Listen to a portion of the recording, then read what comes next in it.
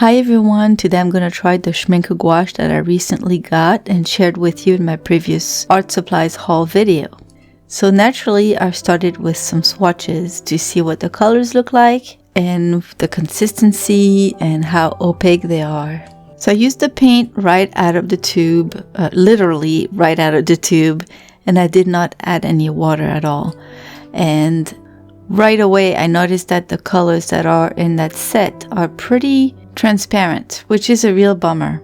I know it's due to the pigments of these colors, but I like my gouache to be nice and opaque, so I was a bit disappointed. Now when I arrived to the titanium gold ochre and also with the burnt sienna and the ivory black, then I was pleased to find again some nice opaque gouache. The white was actually pretty good as well. So right away for my first piece of advice, if you're just like me and you like opaque gouache, getting a set of predetermined colors might not be the best thing for you, and you can always check when you order your colors which ones are opaque and which ones are not. That said, the colors are very vibrant. The pigment payload is there for sure, so that's a nice trade-off.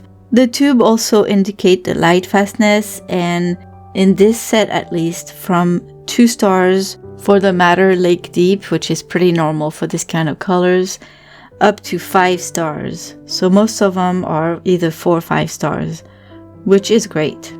The consistency of the paint is also very nice. It's very creamy and very enjoyable. So you know me, I was not going to stop at swatches because it's definitely not enough to know if you like a paint or not. So of course I had to do a painting. And since I hadn't done a Ghibli movie painting in a while, I thought that would be a great thing to do. So after my sketch, I started applying the colors.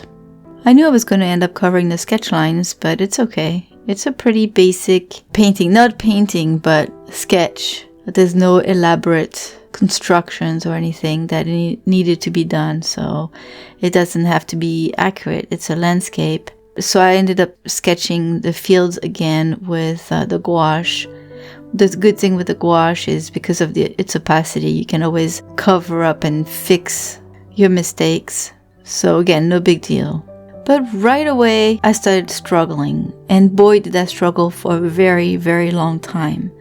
To be honest, I'm not going to put that on the paint itself because I refuse to believe that SCHMINCKE is not a good brand.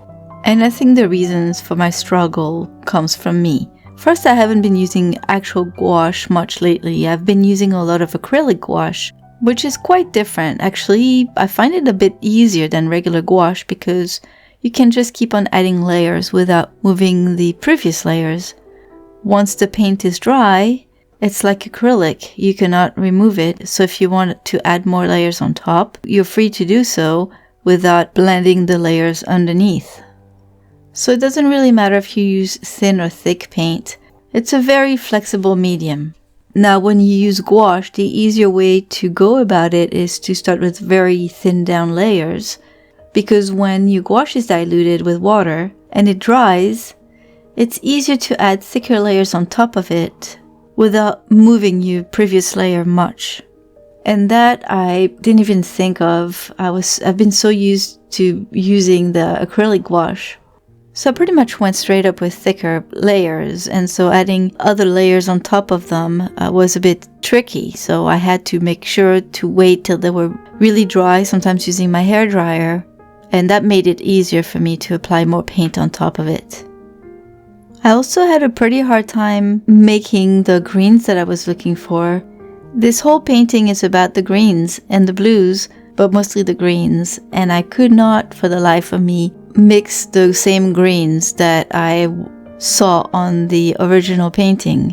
One thing you need to know is that often Ghibli art is done with really bright colors and not necessarily colors that you will find in nature, or at least they're not as natural as what you would see in nature. But they're nice and bright and happy, and I could not make those colors.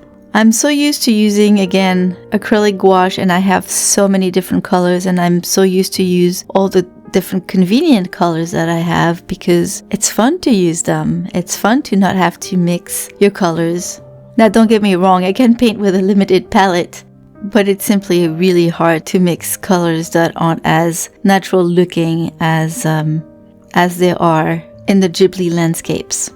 So I did my best, and once I finally realized that I was not going to get the same greens, which was quite a way into the painting, I was finally free to let it go and then just paint whatever green I was able to make.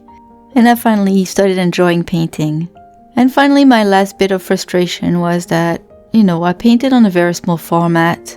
And I also had to let go the fact that I was never going to be able to add all the details that the original painting had.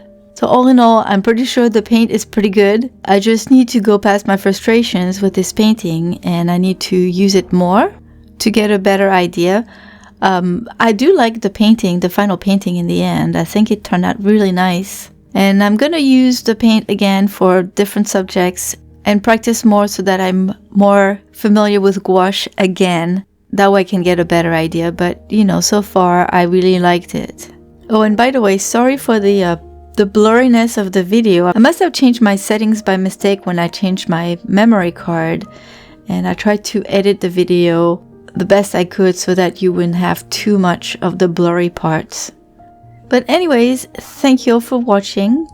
If you like this video, please give it a thumbs up, and if you're feeling very generous and you would like to support this channel, you can always click on the thanks button next to the share button. Bye everyone, I'll see you soon with another video.